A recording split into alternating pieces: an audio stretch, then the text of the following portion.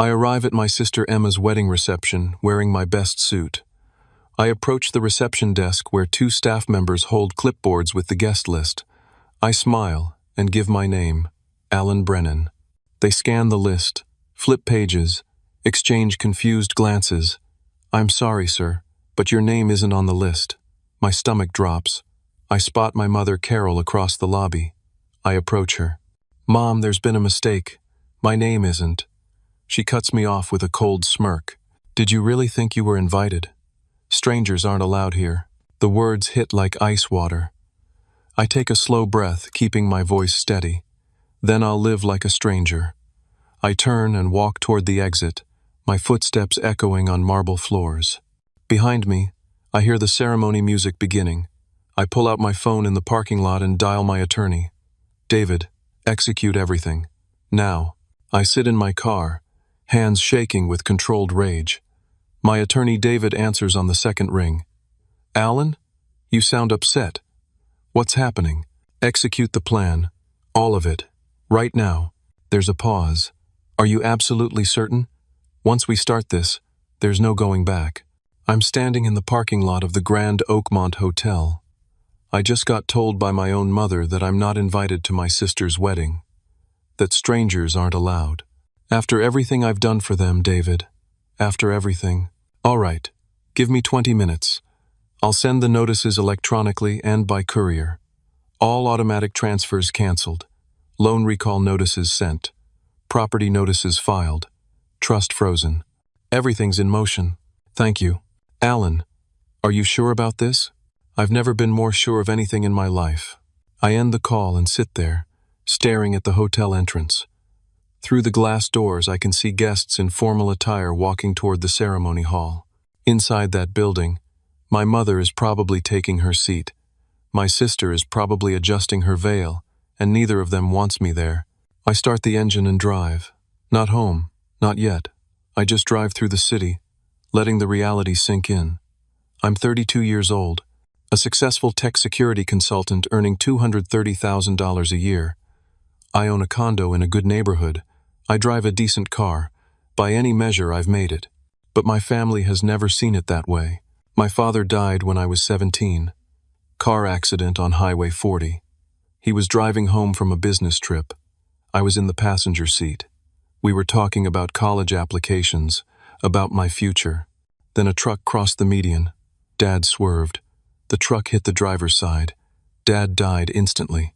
I walked away with a broken arm and nightmares that lasted years. My mother never forgave me for surviving when he didn't.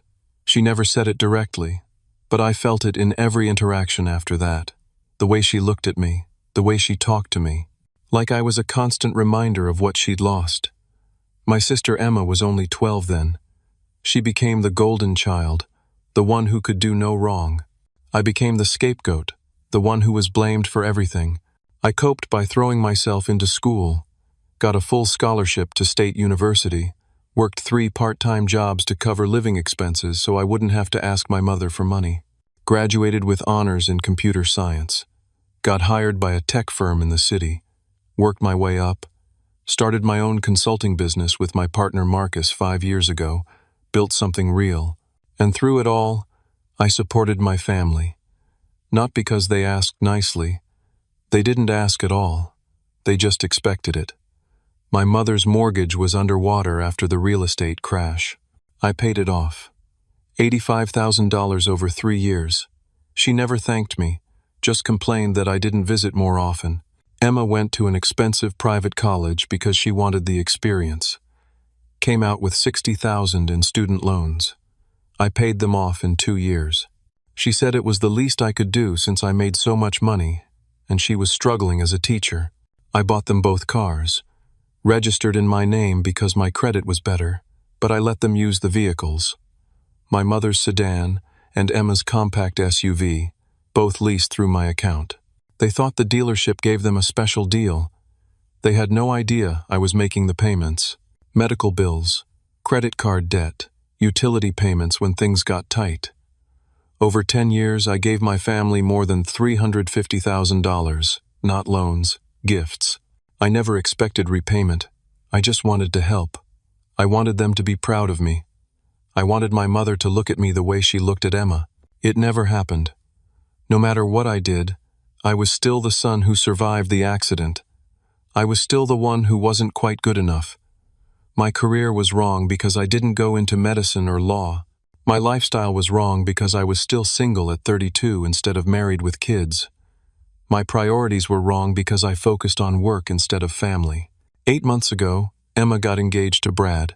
He's from a wealthy Connecticut family, works at a prestigious law firm downtown. My mother was over the moon. Finally, Emma was marrying well. Finally, our family would be connected to the right kind of people. They started planning an elaborate wedding. My mother asked if I could contribute. I didn't hesitate. I set up a trust fund through my attorney. $45,000 specifically for the wedding expenses. Venue, catering, flowers, photographer. I wanted Emma to have a beautiful day. I assumed I'd be in the wedding party. Best man, maybe. At least a groomsman. But the weeks went by, and Emma never asked. I finally brought it up. She got uncomfortable. Said Brad had a lot of friends from law school. His brother was best man. There wasn't really space.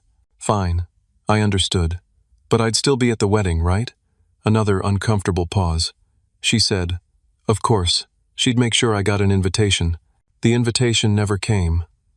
I waited. 1 month before the wedding, I called Emma. She said she'd been meaning to talk to me. Mom thought it might be awkward having me there. Brad's family was very traditional, very image-conscious. They wanted a certain aesthetic for the wedding photos and guest list. She was sorry, but maybe it was better if I sat this one out. I was stunned. I asked what I'd done wrong. Emma said I hadn't done anything wrong. It was just complicated. Mom had explained to Brad's parents that I was the difficult child, the one who'd never quite fit in with the family. Having me at the wedding might raise questions. It was easier for everyone if I wasn't there. That conversation happened 3 weeks ago. I told Emma I was hurt. She said she understood, but her hands were tied. This was her wedding day, and she had to keep Mom happy. I told her I'd contributed $45,000 to pay for this wedding. She said I was her brother, and brothers helped their sisters. It wasn't about the money. After that call, I sat in my condo for hours. I thought about everything.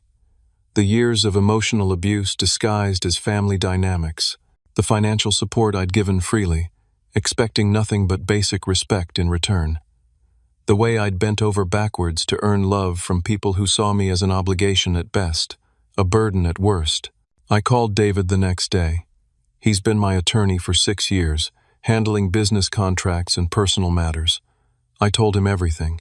He listened without interrupting. Then he said, "Alan, I'm going to be honest with you. What you're describing is financial and emotional abuse. You've been manipulated for years. If you want to extract yourself from this situation, I can help. But it's going to be nuclear." I told him to prepare everything but not to execute until I gave the word. I'd give them one last chance. If they came through, if they showed me basic human decency, I'd let it go. I'd keep supporting them and try to rebuild something. I showed up at the wedding today as that last test. I wanted to believe Emma would see me, run over, hug me, tell me there was a mistake, and of course I was invited. I wanted to believe my mother would apologize for the misunderstanding. Instead, I got exactly what I should have expected. Confirmation that to them, I'm nothing, a stranger, someone who doesn't belong. So I made the call. Inside that hotel, my mother's phone should be ringing right about now. The venue manager discovering that the $45,000 payment just bounced. The trust fund I set up is frozen by court order. My attorney included a clause that I could revoke the funds if necessary. It's necessary. All the automatic transfers I set up to my mother's bank account? Canceled as of today. The monthly $3,000 she's been receiving for the past 5 years? Gone. She never asked where it came from. She just spent it. The loans I gave them, all documented with promissory notes they signed without reading carefully, officially called in. They have 30 days to repay. The house my mother lives in? I bought it 5 years ago when she was facing foreclosure. I paid cash, $140,000. Put the title in my name because my attorney advised it for tax purposes. Let her live there rent-free. I just sent her a 30-day eviction notice. The cars they drive? Leased in my name. Repossession notices sent. They have 48 hours to return the vehicles. Everything I've quietly held together for years? I just released it all at once. The structure collapses without me holding it up, and I want them to feel exactly what I've been feeling. Excluded, unwanted, erased. My phone rings. Unknown number. I let it go to voicemail. Then another call. Another. I silence the phone and keep driving. By the time I get home 2 hours later, I have 15 missed calls and 23 text messages. I delete them all without reading. I pour myself a drink, sit on my balcony, and watch the sunset over the city. For the first time in 10 years, I feel light, free. The weight of obligation, of trying to earn love from people who will never give it, lifts off my shoulders. I know chaos is erupting at that hotel. I know my mother is panicking. I know Emma's perfect day is falling apart, and I feel no guilt, only relief. They taught me that strangers aren't allowed. So I'll live like a stranger. And strangers don't bail out families who reject them. I spend the weekend with my phone turned off. Saturday evening and all day Sunday, I stay in my condo. I cook meals. I watch movies. I sleep better than I have in months. There's a peace in knowing I've finally drawn a line. Monday, I go to work as usual. My business partner Marcus asks if I had a good weekend. I tell him it was productive. Tuesday afternoon, I finally turn my phone back on. It explodes with notifications. 53 missed calls, 37 voicemails, 89 text messages. I sit down and start going through them. The voicemails are chaos. My mother screaming, Emma crying, cousin Jennifer demanding to know what's wrong with me, Uncle Mark calling me selfish, Aunt Patricia saying I should be ashamed. I delete most of them without listening to the end. A few I save. Evidence, if I need it. The text messages are worse. Emma sent 20 in a row. The first few are confused. Alan, where are you? The venue says the payment bounced. Call me. Then angry. Are you serious right now? On my wedding day? Then hysterical. You've ruined everything. I hate you. My mother's texts are cold and calculated. I always knew you were spiteful. Your father would be ashamed. You've shown your true colors. Don't bother coming around anymore. You're dead to me. I'm about to put the phone down when it rings. Emma. I consider not answering. But I'm curious. I want to hear what she has to say now that the dust has settled. Hello, Emma. How could you do this to me? Her voice is raw from crying. On my wedding day? How could you? You uninvited me from your wedding. I respected your wishes. By sabotaging the payment? By humiliating me in front of Brad's entire family? I froze access to money that was mine. Money I was giving as a gift. You made it clear I'm not family, so I stopped treating you like family. That's insane. You're my brother. Am I? Because your mother told me strangers aren't allowed at the wedding. So which is it, Emma? Am I your brother, or am I a stranger? Silence on the other end, then sobbing. It wasn't my idea to exclude you. It was Mom's, and you went along with it. You chose her over me. You chose a nice aesthetic over your own brother. So I'm choosing myself. How does it feel? Alan, please. The venue manager came into the ceremony, right during the vows. Brad's parents were mortified. We had to stop everything while Mom tried to figure out what happened. She kept calling you. You never answered. Finally, Brad's father paid to cover the cost just to avoid embarrassment. But everyone knew something was wrong. The reception was awful.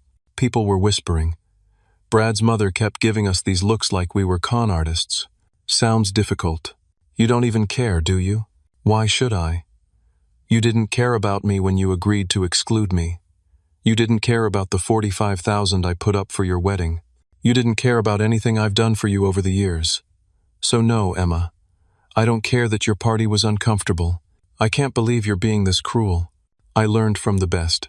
I hang up before she can respond. My hands are shaking. Not from anger, from adrenaline. I've never stood up to my family like this. I've never pushed back. It feels terrifying and exhilarating at the same time. 10 minutes later, Emma calls back. I almost don't answer, but something in me wants to hear more, wants to understand if there's any remorse, any understanding of what they've done. Alan. Her voice is different now, smaller, scared. There's something else. Brad wants to postpone the marriage. My stomach tightens despite myself. What do you mean, postpone? We had the ceremony. We said the vows, but we haven't signed the marriage license yet. Brad wants to wait. He says he needs time to think. Why? Because of what happened. Because his parents are asking questions. They thought my family was comfortable, well off. Mom kind of implied we were. But then this happened, and Brad started asking more questions. He found out the house is in your name, the cars are leased by you, that we don't actually have any assets. He feels like he was deceived. You were deceiving him. We weren't. We just didn't explain everything. Emma, you let him believe you came from money when your family is financially dependent on the brother you excluded from the wedding. That's deception. His family is old money. They value honesty above everything. They're furious. They think we're social climbers who trapped their son. Brad is trying to defend us, but he's also hurt. He thought he knew me. Now he's not sure. That's not my problem. It is your problem. You did this. If you'd just been normal, if you just helped like you always do, none of this would have happened. If you just invited me to your wedding like a normal sister, none of this would have happened. I made a mistake. Is that what you want to hear? I made a mistake. I should have stood up to Mom. I should have insisted you be there. But I didn't, and I'm sorry. Please, Alan, please don't destroy my marriage before it even starts. I'm not destroying anything. I'm just no longer holding things together for people who don't appreciate it. Your relationship with Brad is between you and him. If it can't survive honesty about your financial situation, maybe it's not as strong as you thought. You sound just like Mom. Cold, calculating. That hits harder than I expect. Don't ever compare me to her. Then stop acting like her. She's vindictive and punishing, and you're doing the exact same thing. No, Emma. I'm setting boundaries. There's a difference. Mom weaponizes everything. I'm just stopping the flow of unearned support to people who treat me like garbage. I hang up again. This time I block her number. I can't keep having these conversations. They drain me.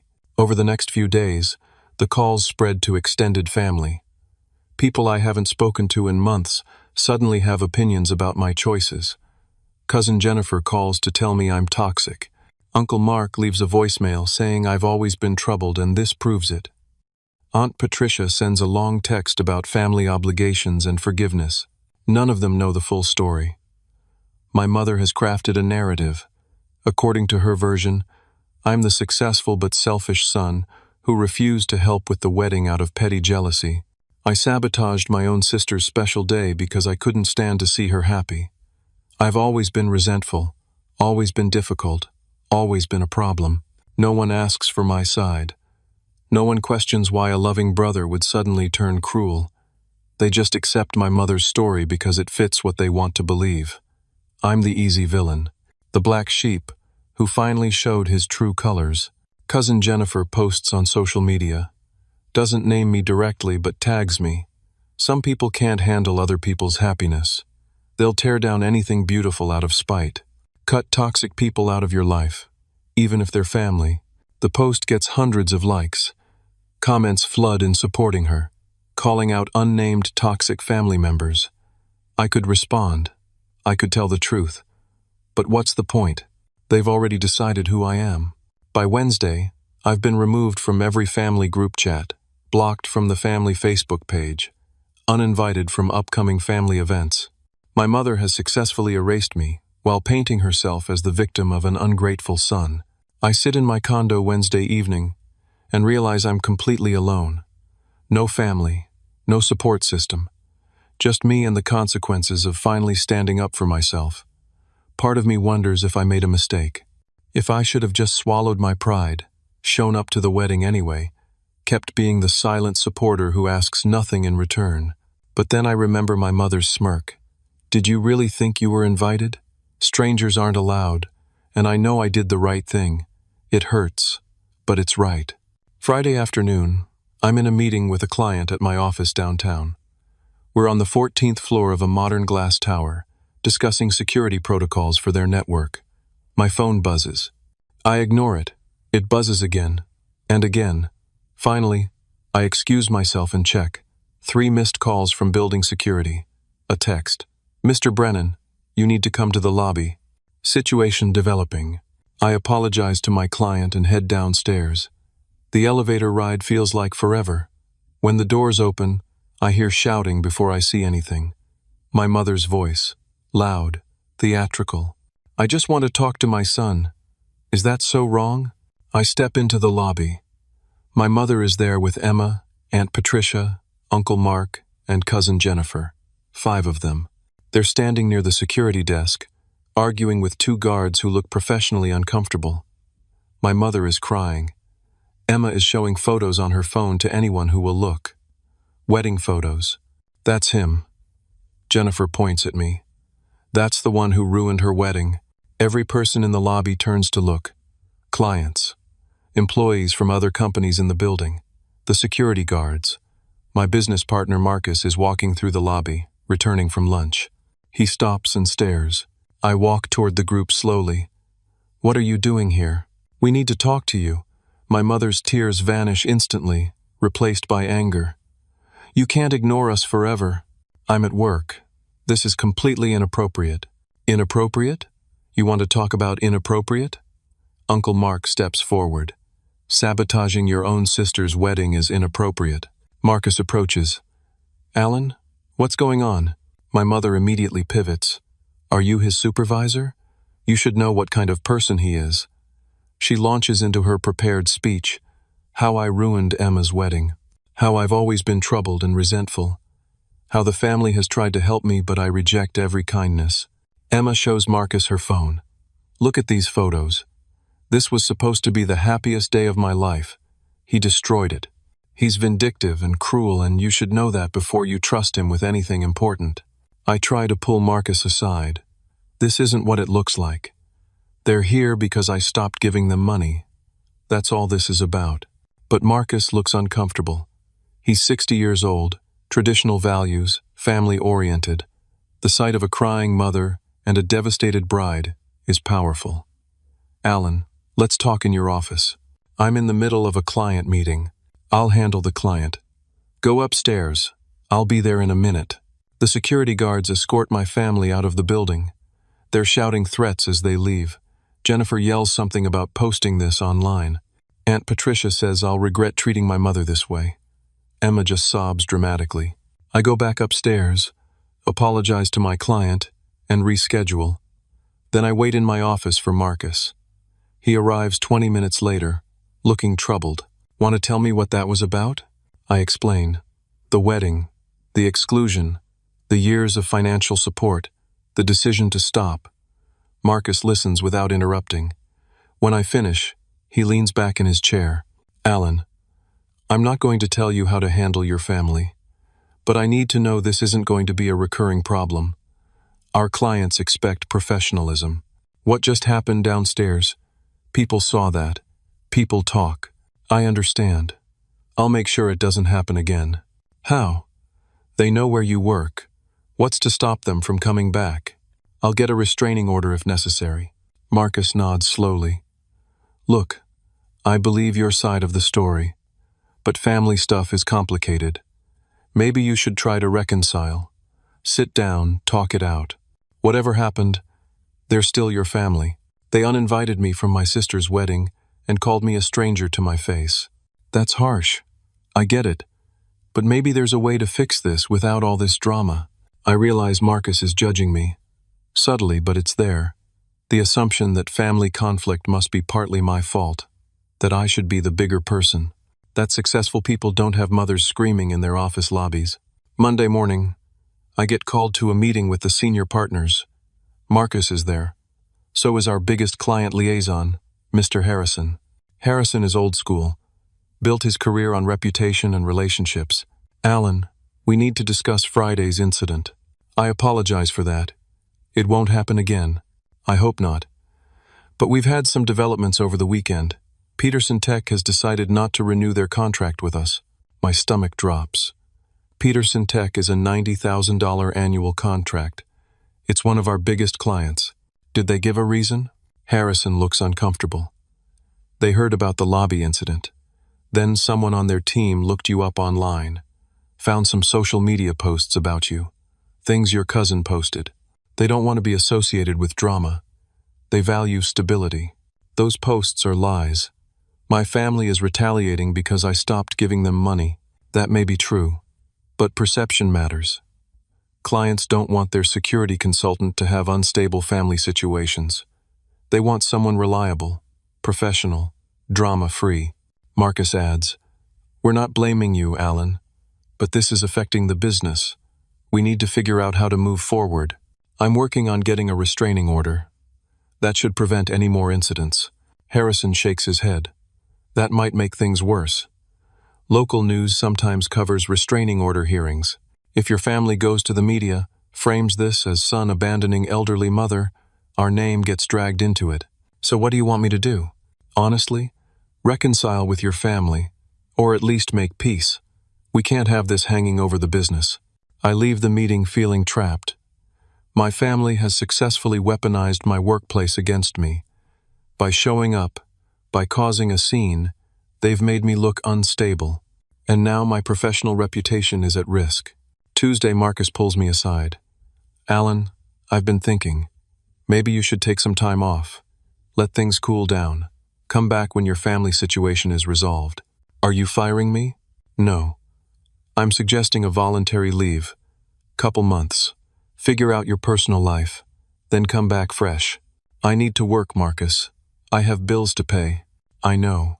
But the business needs stability right now. If Peterson Tech left over this, other clients might too. We can't afford that. I realize what's happening. My partner is distancing himself from me, protecting the business at my expense. Wednesday, I'm served with papers at my office. Another humiliation. The receptionist brings them to my desk. Emma has filed for a restraining order. I read through the petition. It claims I threatened her, that I made her fear for her safety, that my erratic behavior suggests I might harm her or my mother. It's complete fiction. But there's a hearing scheduled for next Tuesday. I immediately call David, my attorney. He reviews the filing remotely. "This is a strategic move, Alan. They're painting you as dangerous. If the judge grants this, you'll be barred from going near any family member. It makes you look like an abuser. I never threatened anyone. I have recordings of our phone calls." "Good. Bring everything to the hearing. But I'll be honest, these orders are easy to get, especially when the petitioner is a crying bride claiming her brother is unstable. Judges err on the side of caution." The following Tuesday, I take a half day from work and go to the courthouse with David.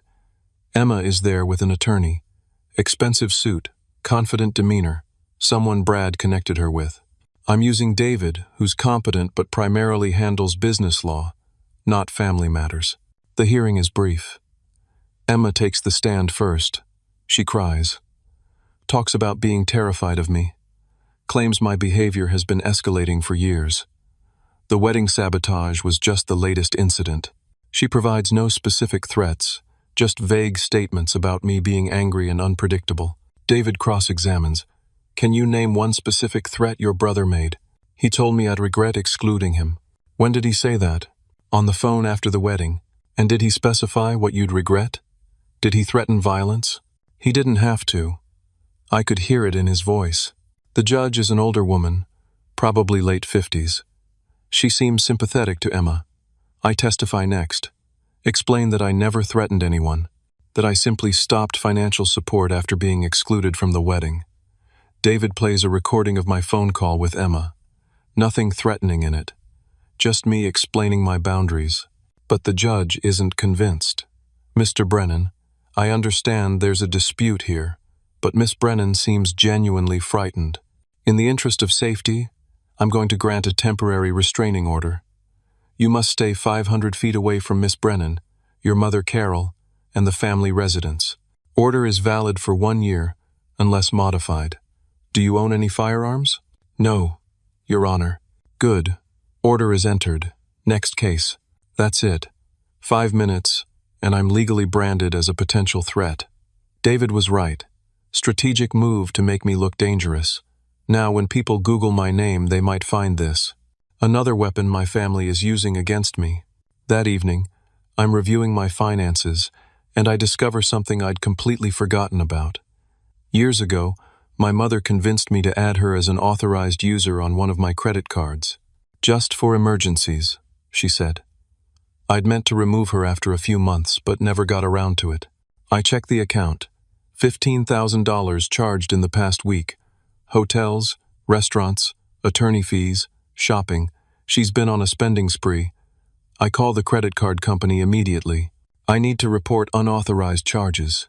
What's the nature of the unauthorized use? My mother is an authorized user, but she's charging things I didn't approve. I'm sorry, sir, but if she's listed as an authorized user, those charges are considered authorized. You'd need to remove her from the account to prevent future charges. Remove her immediately, of course, but the existing charges are still your responsibility. I hang up, furious at myself for not thinking of this sooner. She's using my own credit to fund the war against me. Another $15,000 I'll have to pay off. My phone rings. Unknown number. I almost don't answer, but something makes me pick up. Alan Brennan? Yes? This is Sandra with Channel 7 News. We're doing a story about family estrangement and elder financial abuse. Your mother reached out to us. We'd love to get your side of the story. I hang up immediately. They're going to the media, painting me as the abuser. This is spiraling completely out of control. 2 months pass. October turns to November. The leaves change and fall. I'm living in a nightmare that keeps getting worse. Friday morning, I receive a certified letter at my office. I sign for it with a sense of dread. Inside is a civil complaint. My mother and Emma are suing me. The lawsuit alleges financial elder abuse, coercion, and fraud. I read through the legal language, my coffee going cold beside me. According to the complaint, I manipulated my mother into signing over the deed to her house. I forced loans on family members they didn't understand or agree to. I emotionally abused them for years, using money as a tool of control. I abandoned my mother in her time of need, leaving her destitute and vulnerable. They're seeking $500,000 in damages, plus recovery of the house, the cars, and all assets, plus attorney fees, plus punitive damages for my malicious conduct. I immediately call David. He tells me to come to his office with all my documentation. I spend the weekend there, going through boxes of files, every bank transfer, every loan agreement, every email and text message. We build a defense, but David looks worried. Alan, this is serious. Financial elder abuse is a criminal matter in this state. They're not just suing civilly. If they can make this stick, you could face criminal charges. Everything was legitimate. I have documentation for all of it. Do you have proof the property transfer was explained to your mother? That she understood what she was signing? It was done through a title company. Standard procedures. Everything was notarized. Good. We'll need the original documents. And Alan, there's something else. They have an attorney helping them. Brad, your sister's fiancé. He's not the attorney of record, but he's clearly advising them. Emma told me Brad wouldn't marry her because she lied to him. Apparently they reconciled. Or he's helping out of guilt. Either way, he works at Whitmore and Associates, one of the best firms in the state. He specializes in elder law. Their complaint is too well crafted to be from a general practice attorney. They have serious legal help. What's our strategy? Present the truth. Show that everything you did was documented and legal. Show the pattern of financial support, not abuse. But Alan, I'll be honest, this isn't my specialty. You might want to consider hiring a litigator. How much would that cost? Probably $60,000 as a retainer, more if it goes to trial. I don't have $60,000 lying around. My savings have been depleted by legal fees from the restraining order hearing, by the $15,000 my mother charged to my credit card, by general cost of living. I tell David to handle it. He's competent. I'll make it work. 2 weeks later, emergency hearing. I sit in a courtroom across from my mother and Emma. They look vulnerable, fragile. My mother has aged 10 years in 2 months. Emma's eyes are red from crying. Their attorney, a sharp woman in her 40s, argues that I'm disposing of assets to avoid judgment. She presents evidence, emails that allegedly show me threatening to destroy the family, bank records showing large transfers, statements from Uncle Mark, Aunt Patricia, and Jennifer claiming they witnessed me manipulating my mother, heard me threatening her. David argues back.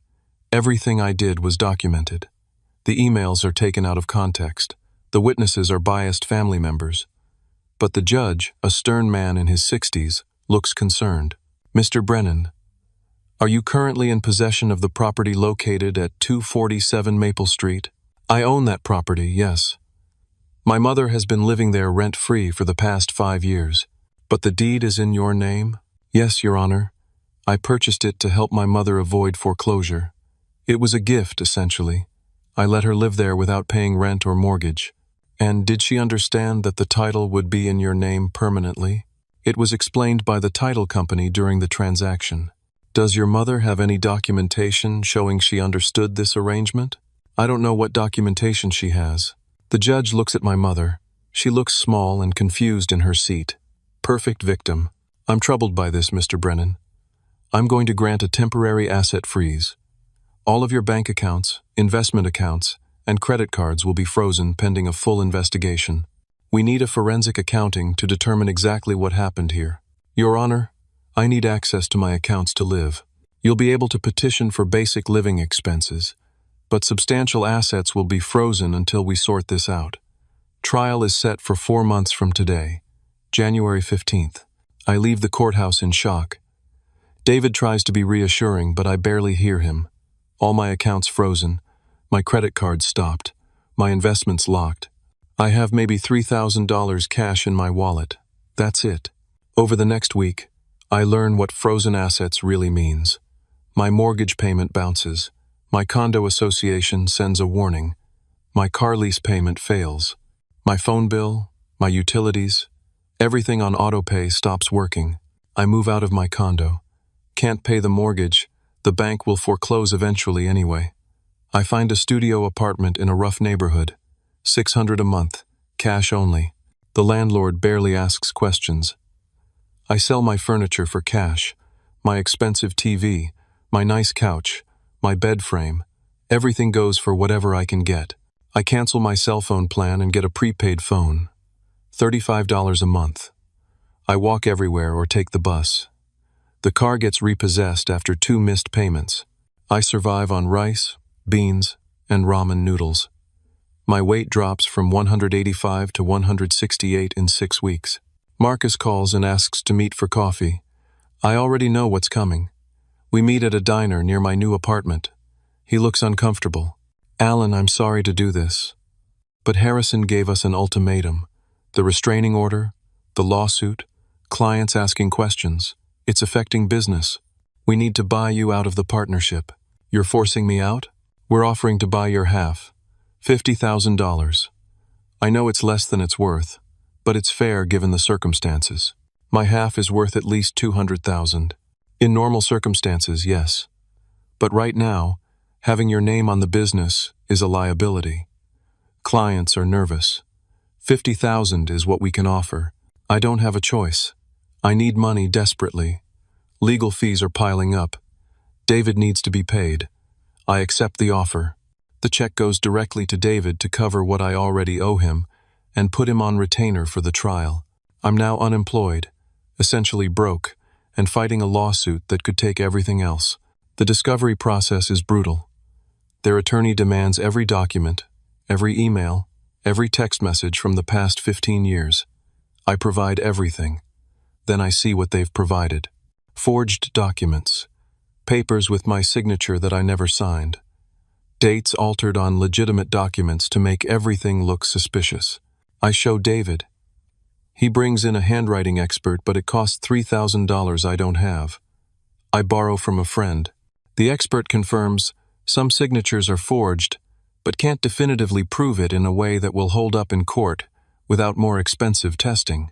We need forensic document analysis, full paper analysis, ink dating, computer forensics if any were digitally altered. It's going to cost at least $20,000. I don't have $20,000. Trial is approaching and I'm defenseless against manufactured evidence. The deposition process is worse. Their attorney is aggressive, questions every choice I've made for 15 years. My struggles in school after Dad died become evidence of learning disabilities that affected my judgment. My career success becomes obsessive need for control through wealth. My generosity becomes manipulation tactics. Extended family members give depositions. Uncle Mark testifies that I always seemed unstable.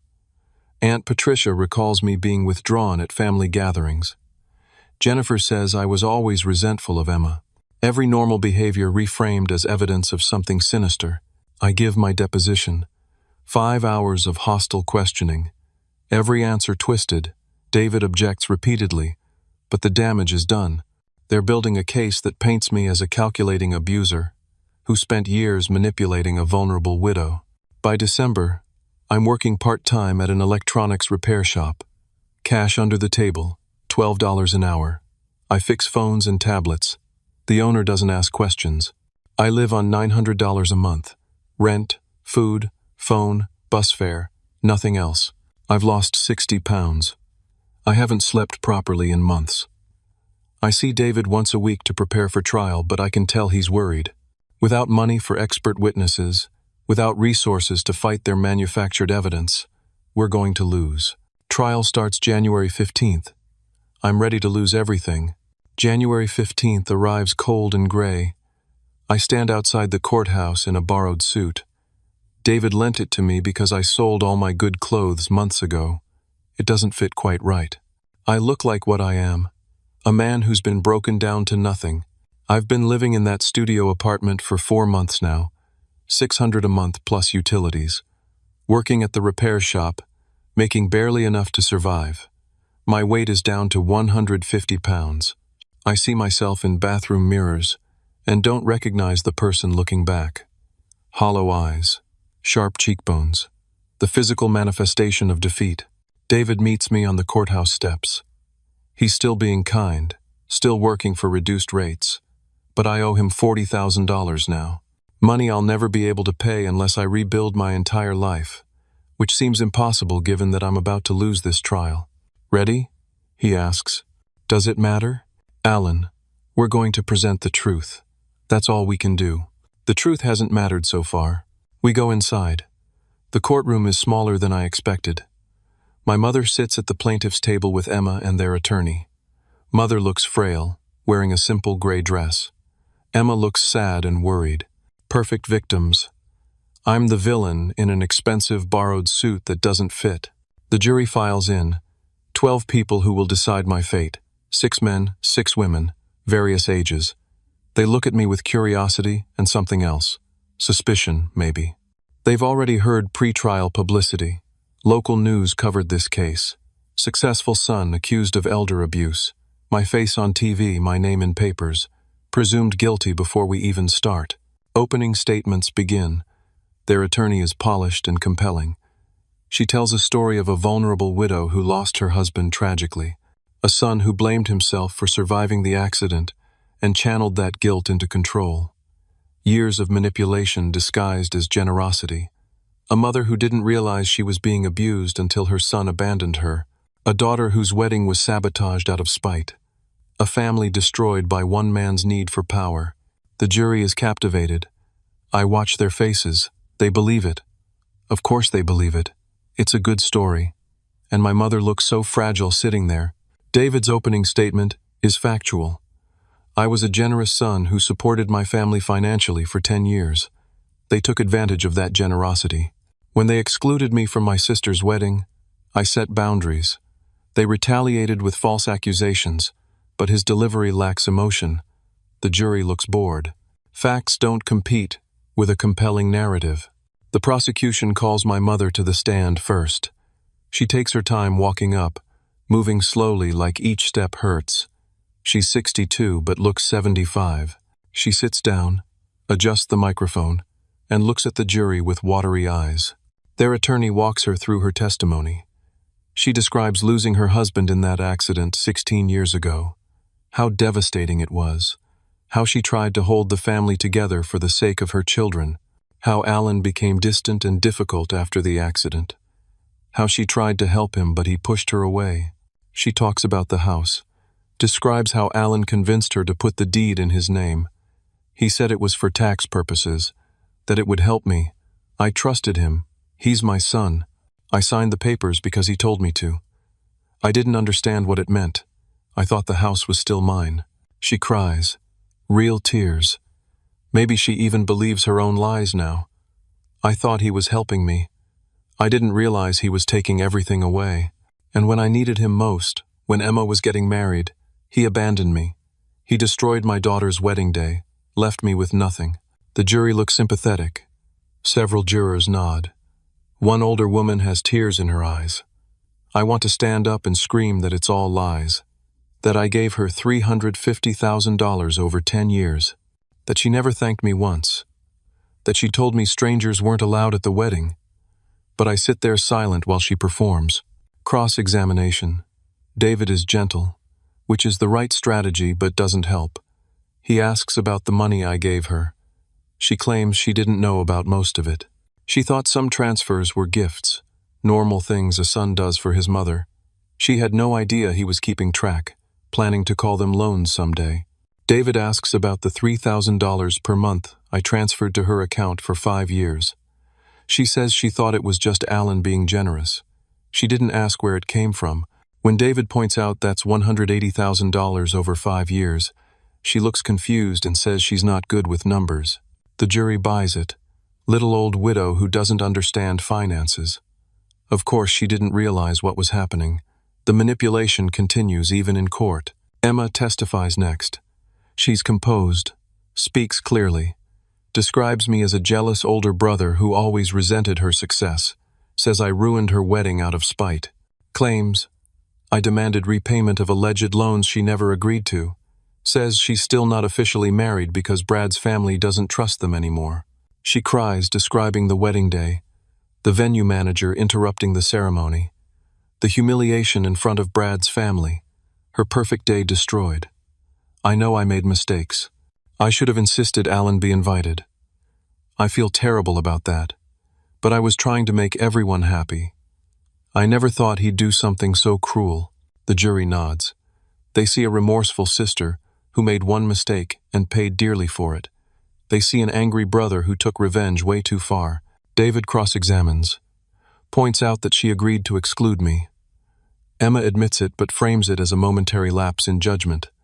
I was stressed about the wedding. Mom said it would be easier if Alan wasn't there. I shouldn't have listened, but that doesn't excuse what he did. Extended family testifies. Uncle Mark, Aunt Patricia, Cousin Jennifer. Each one describes me as troubled, distant, resentful. They paint a picture of someone who never fit in, who always seemed angry beneath the surface. None of them knew about the $350,000 in support because Mother never told them.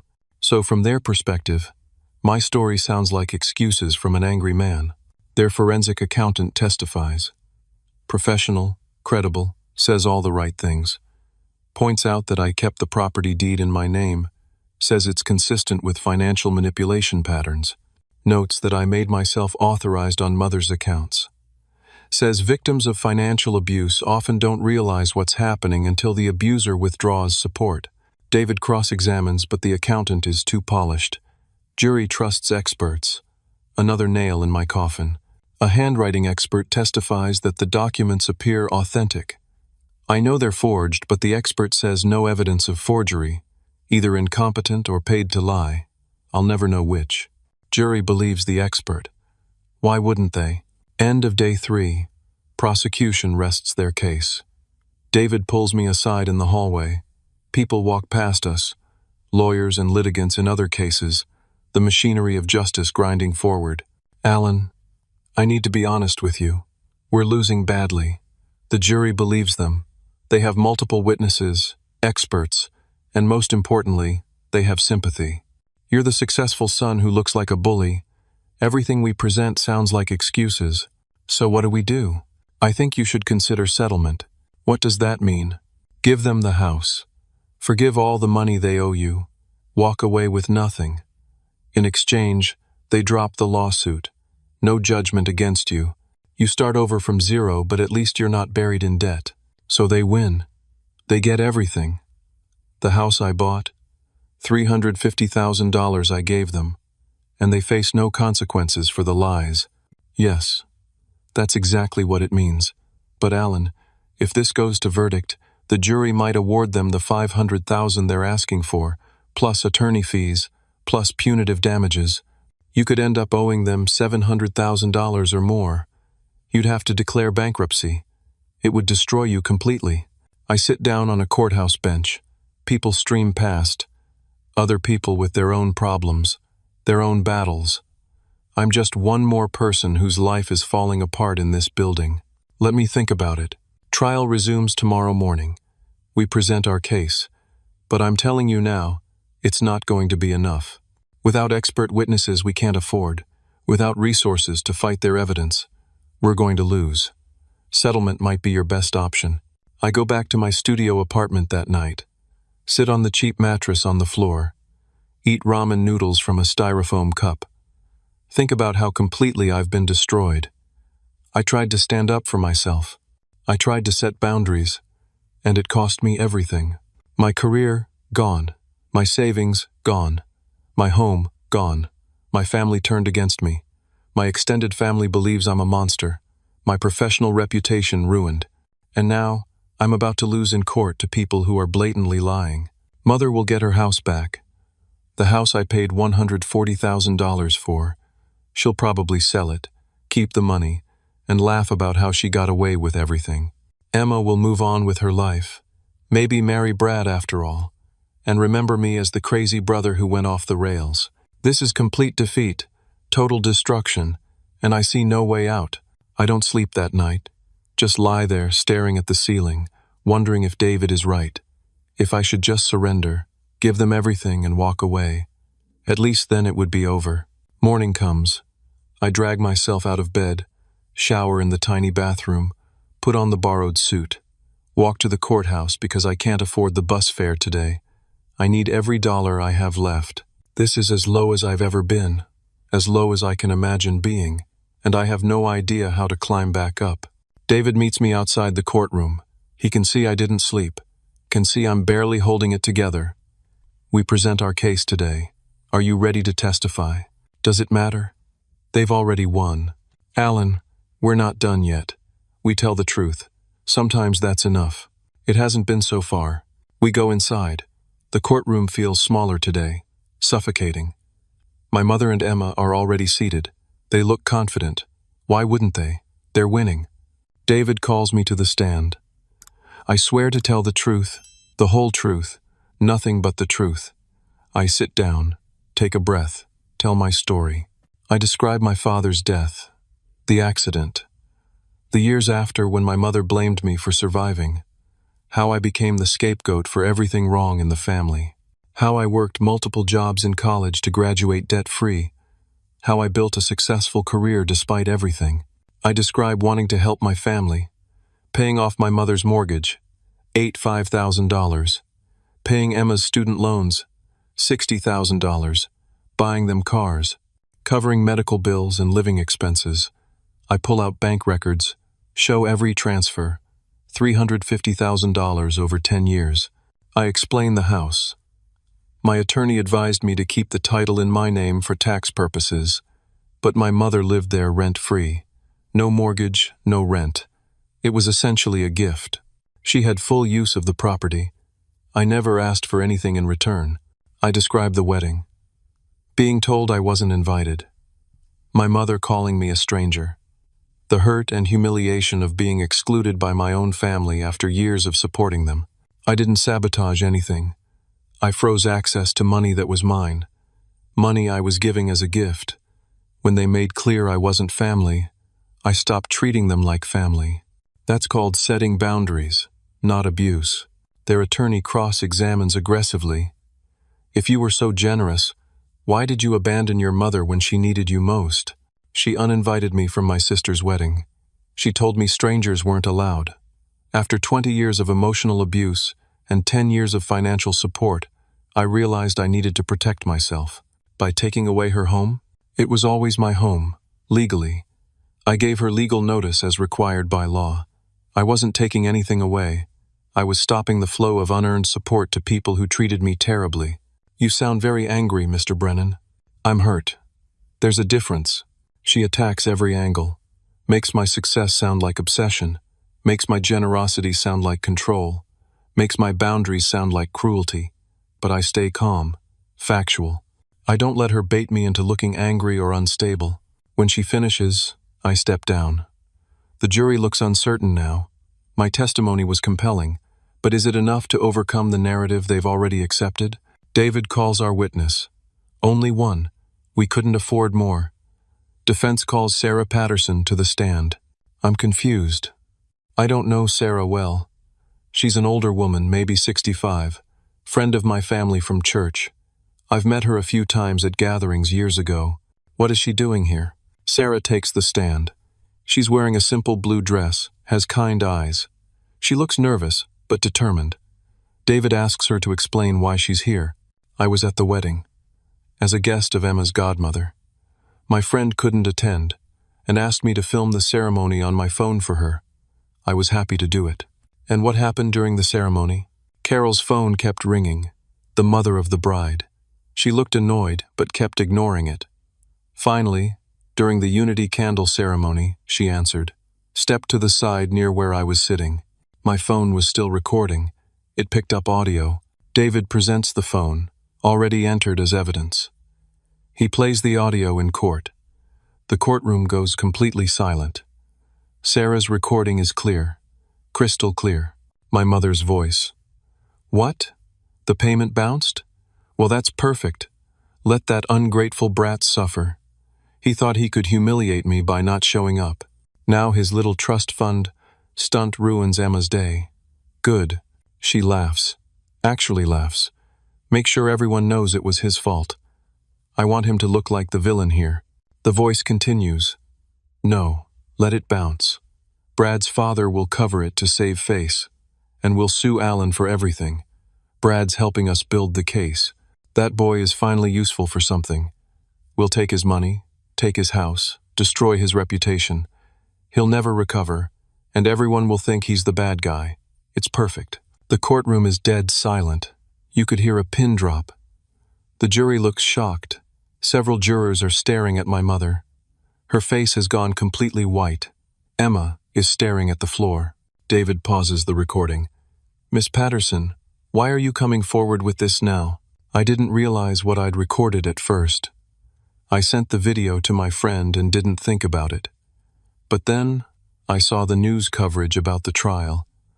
I heard Alan was being accused of elder abuse. I've known this family for 15 years. I've been to their home. I've seen how Carol treats Alan. Her voice gets stronger. That boy sent his mother money every single month. I know because Carol complained to our prayer group about it. She'd say he sent money but never called, never visited.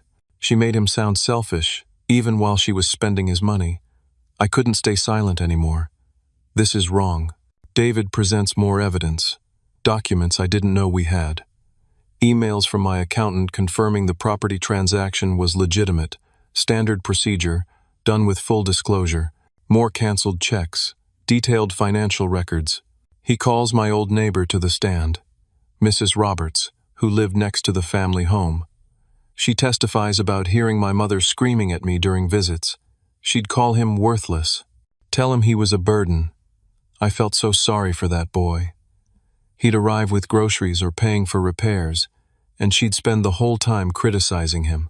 David presents my high school records, testimony from my old guidance counselor, now retired, who remembered my situation. Alan was a good student despite terrible home circumstances. His mother would come to parent conferences and blame him for his father's death. It was heartbreaking. I documented our conversations about his mental health. The school was concerned. Medical records from when I was 19. Therapy sessions. Notes from a therapist indicating family trauma, emotional abuse, stress, induced health issues, a pattern going back years. The jury is watching all this, with new eyes. The narrative is shifting in real time. David calls Emma back to the stand for additional cross-examination. She looks terrified. He plays Sarah's recording again. "Miss Brennan, did you know your mother was planning to sue your brother before the wedding?" Emma hesitates. Brad mentioned it might be necessary if Alan caused problems. So this lawsuit was planned before the wedding day? As a backup plan, yes. Did you know Alan had given your family $350,000 over 10 years? Emma is silent. "Miss Brennan, you're under oath." "Yes." Her voice is barely a whisper. "I knew. Mom told me not to mention it. She said it would make us look bad in front of Brad's family. She said Alan gave it because he owed us for putting up with him all these years. Did you ever thank him?" Emma breaks down completely. Sobs rack her body. "No. God, no. I never thanked him. I just assumed he had so much money that it didn't matter. Mom said he was selfish for not giving more, for not being around more. I believed everything she said. I always believed her. She's crying so hard she can barely speak. I'm so sorry. I'm so sorry. She made me lie. The restraining order, she coached me. He never threatened me. Not once. She said we needed it to build our case against him. I went along with it. And then I lied to Brad about it. Your fiancé didn't know you lied? He found out later. When we were preparing for trial, he realized the threats I claimed never happened. That's why he won't marry me. Not because of money, because I lied. Because I let Mom manipulate me into destroying my own brother. Brad was disgusted with me, with us. His firm is investigating him now for helping with a fraudulent case. The courtroom erupts. Their attorney is objecting. The judge calls for order, but the damage is done. Emma's complete breakdown is devastating to their case. The jury sees a manipulative mother and a weak daughter who finally cracked under the weight of lies. David presents more evidence. Documents showing my mother embezzled from my father's business before he died. $65,000. My father had discovered it, filed for divorce.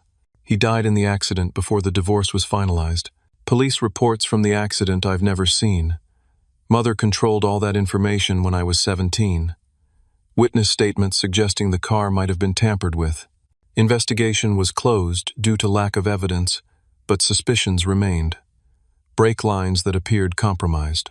David doesn't directly accuse my mother of anything. He doesn't have to. The implications hang in the air. The jury looks at my mother with horror, wondering if she's capable of even worse than what she's already proven. Finally, David drops the last bomb. Brad has been suspended from his law firm, ethics violations. He helped my family build a case, knowing evidence was falsified. He withdrew once he learned Emma lied about the threats, but by then he'd already helped manufacture evidence. The state bar is investigating. His career might be over. Emma, is it true that your relationship with Brad ended because of your lies? Yes. He said he can't trust me. His family won't speak to me. The wedding happened, but we never signed the marriage license. We're not married. I lost him because of what Mom convinced me to do. Full circle. The lawsuit that was supposed to destroy me is destroying them instead. The jury deliberates. I sit in the hallway with David, not daring to hope. Sarah Patterson sits with us. You did the right thing coming forward, I tell her. Someone had to. Your mother has fooled people for too long. She's not the victim she pretends to be. 90 minutes later, the jury returns. We file back into the courtroom. The forewoman stands, reads the verdict. We find in favor of the defendant, Alan Brennan, on all counts. The plaintiff's claims of financial elder abuse, coercion, and fraud are without merit. Furthermore, we find that the plaintiffs committed fraud, perjury, and abuse of process in bringing this lawsuit. We award Alan Brennan $275,000 in damages plus legal fees. The judge adds his own statement. I don't often do this, but the court wishes to note that what happened here represents a serious abuse of the legal system. Miss Brennan and Miss Carol Brennan brought knowingly false claims, presented falsified evidence, and attempted to manipulate this court. The defendant has been put through tremendous hardship based on lies. He looks at my mother. Miss Brennan, I'm ordering a criminal investigation into your conduct during this trial. Perjury is a serious crime. Furthermore, I'm reopening the investigation into your late husband's death. The evidence presented suggests circumstances that warrant review. He orders my mother to vacate the property within 30 days, orders them to pay all my legal fees, orders them to have no contact with me. Then he does something unexpected. He issues a warrant. Miss Carol Brennan, you're being held in contempt of court for perjury committed during these proceedings. Bailiff, take her into custody. My mother is led out of the courtroom in handcuffs. She's screaming. Emma collapses at the plaintiff's table, hysterical. Their attorney looks shell-shocked. David grips my shoulder. We won, Alan. We actually won. I can't process it. Can't feel anything. Just numbness, relief, exhaustion. It's over. 3 months pass. Spring arrives. The world wakes up from winter, and so do I. My mother takes a plea deal. The prosecutor is aggressive, wants to make an example. But mother's attorney negotiates. She's 62, has no prior criminal record. She pleads guilty to perjury and fraud. Gets 3 years probation, $10,000 fine, and is ordered to pay me full restitution. No prison time due to her age and health issues, but the conviction stays on her record. She's also banned from any contact with me. Restraining order, this time in my favor. Emma isn't charged criminally. The prosecutor decides she was manipulated by her mother, that she's a victim too in some ways. But she faces civil penalties for her role in the fraud, and the consequences in her personal life are severe. Brad ends his relationship completely. He won't speak to her. His family considers the whole situation a scandal. Brad loses his law license for 6 months, but keeps his job after promising to complete additional ethics training. He wants nothing to do with Emma, or the mess she brought into his life. Extended family members start reaching out. Uncle Mark calls to apologize. Says he had no idea the full story. Says my mother lied to everyone. I accept his apology, but tell him I'm not interested in rebuilding a relationship. He made his choice when he testified against me based on my mother's lies. Aunt Patricia sends a long letter, explains she feels terrible, says she should have asked more questions. I read the letter once and throw it away. Too little, too late. Cousin Jennifer posts a public apology on social media, admits she was wrong, that she believed lies, that she's sorry. Her post gets a few hundred likes, people commenting about how brave she is for admitting her mistake. I don't respond. She wanted attention when she was attacking me. Now she wants attention for apologizing. I'm done being part of her narrative. With the settlement money and my unfrozen assets, I start rebuilding. I have choices to make. Stay in this city where everyone knows the story, or start fresh somewhere new? I choose fresh. I move to Portland, Oregon, as far from my old life as I can get without leaving the country. I rent a nice apartment overlooking the Willamette River. Not fancy, but clean and safe, and mine. I furnish it slowly, carefully, each piece chosen because I like it, not because it's impressive or expensive. I get a job at a tech security firm. Better position than I had before. The company checked my background, found news articles about the trial, but they also read the outcome. My new boss, Rachel, is understanding. Everyone has a story. What matters is how you handle it. You stood up for yourself against false accusations. That takes strength. We value that here. I start therapy, real therapy, not just crisis management. Dr. Martinez helps me process everything. The years of emotional abuse, the trauma of the trial, the grief of losing my family, even though they were toxic. You can grieve what you wish they had been while still protecting yourself from what they actually are, she tells me. I join a hiking group, make friends who know nothing about my past. People who like me for who I am now, not despite what I've been through. I tell them I'm new to Portland, starting over, and they welcome me. We hike every Saturday. Mount Hood, Columbia River Gorge, the Coast Range. The physical exertion helps. Being outdoors helps.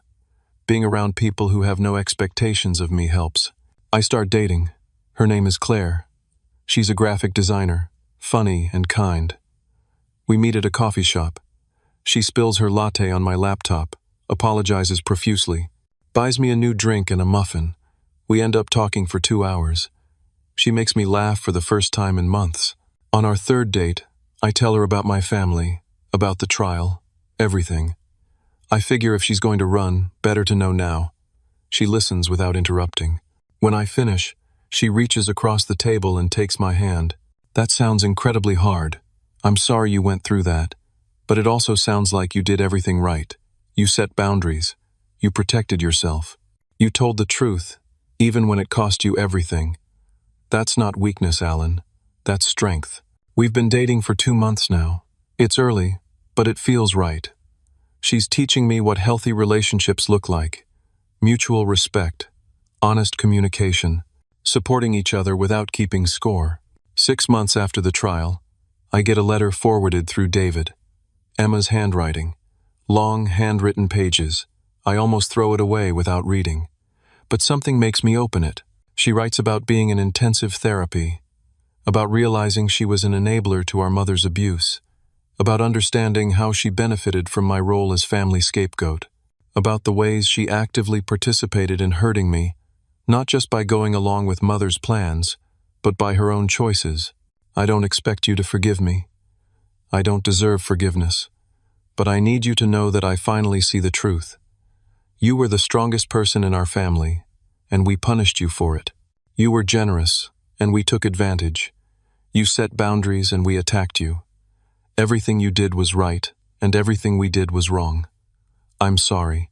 I'm so deeply sorry. I understand if you never want to speak to me again. I just needed you to know that I finally understand what we did to you. I read the letter 3 times. Feel nothing at first. No anger, no sadness, just distance. Then something shifts. Not forgiveness exactly, but acknowledgement. She's trying to grow. That's something. I write a brief reply through David. I received your letter. I appreciate your apology, and I hope you find peace. But I don't want a relationship. I've moved forward with my life, and I need to keep that boundary for my own health. I wish you well. Goodbye. I send it and feel lighter. Dr. Martinez was right. Forgiveness doesn't require reconciliation. I can acknowledge someone's growth without letting them back into my life. I can wish them well from a distance. That's healthy boundary setting, not cruelty. One Saturday morning, I'm sitting on my apartment balcony, coffee in hand, sun rising over the mountains. My phone rings. Tyler, from the hiking group, inviting me to a weekend camping trip. Olympic National Park. 12 people going. I accept immediately. As I hang up, I think about a year ago, sitting in that courthouse, believing I'd lost everything. In some ways, I did lose everything. Career, home, savings, family, all of it gone. But I gained something more valuable. Peace, freedom, self-respect, truth, justice. I gained my life back. Not the life I had before, which was built on trying to earn love from people incapable of giving it, but a new life built on my own terms, with people who value me, with work that fulfills me, with boundaries that protect me. I'm not the same person I was a year ago, that Alan was still hoping his family would change, still believing that if he gave enough, did enough, sacrificed enough, they'd finally see his worth. That Alan was trapped in a cycle of abuse he couldn't recognize. This Alan knows better. This Alan understands that sometimes the people who hurt you most are the ones you're born into. That blood relation doesn't entitle anyone to abuse you. That walking away from toxicity isn't selfish. It's survival. That real family is chosen, not assigned. I finish my coffee. Look at the mountains in the distance. Think about the weekend camping trip, the hike this afternoon, dinner with Claire tonight. My life is full of things I chose, people who chose me back, experiences that bring joy instead of obligation. The hardest lesson I've learned is that sometimes you have to lose everything to gain yourself. Standing up for yourself costs something. Walking away from family costs something. Setting boundaries costs something. For me, it cost my career, my savings, my home, and a year of hell. But living in chains costs more. Living to serve people who hate you costs more. Accepting abuse because you're afraid of being alone costs more. I paid a high price for my freedom. But freedom, it turns out, is worth everything. I grab my hiking boots, lock my apartment door, head out to meet my friends, people who actually want me around. As I walk down the street, spring sun warm on my face, I realize I'm smiling. Really smiling. The kind of smile that comes from deep inside, from a place of genuine contentment. I'm finally free, and that freedom is worth every single thing I paid for it. People used to tell me that family comes first, that blood is thicker than water, that you should always forgive, but I've learned something different. You don't owe your life to people who make you miserable. You don't owe endless chances to people who never change. You don't owe anything to people who refuse to see your worth. What you owe is this: honesty with yourself about what you can and cannot accept. Courage to walk away when staying means destroying yourself. Compassion for yourself when you're healing from wounds others inflicted. And the wisdom to know that sometimes the bravest thing you can do is choose yourself. My mother will probably never understand what she did wrong. Emma might grow and change, might spend years unpacking how she enabled abuse. Extended family members will go on with their lives, occasionally thinking about the scandal, but mostly moving forward. That's fine. Their journeys are their own. My journey is mine, and it's just beginning. Not the life I planned, not the family I wanted, but a life built on truth instead of lies, on respect instead of obligation, on joy instead of duty. That's enough. That's more than enough. That's everything. I've learned that you can't change people who don't want to change. You can't earn love from people who don't know how to give it. You can't fix dysfunction that's been decades in the making. But you can change yourself. You can choose differently. You can build something new from the ashes of what burned down. And sometimes, against all odds, truth wins. Not because the world is fair, but because you refuse to stop fighting for it. I want to ask you something. Have you ever had to walk away from toxic family members, even when it cost you everything? How did you find the courage to choose yourself over obligation? Share your story in the comments below. Your experience might help someone else who's struggling with the same choice right now. If this story resonated with you, if it made you think about your own boundaries and relationships, please hit that like button. Subscribe to hear more stories about overcoming difficult situations and finding strength you didn't know you had. And share this video with someone who might need to hear it. Sometimes knowing you're not alone makes all the difference. Thank you for listening to my story. Thank you for being here. I hope wherever you are in your own journey, you find the courage to choose peace over chaos, truth over lies, and yourself over people who refuse to value you. You deserve better. We all do. Take care of yourself out there.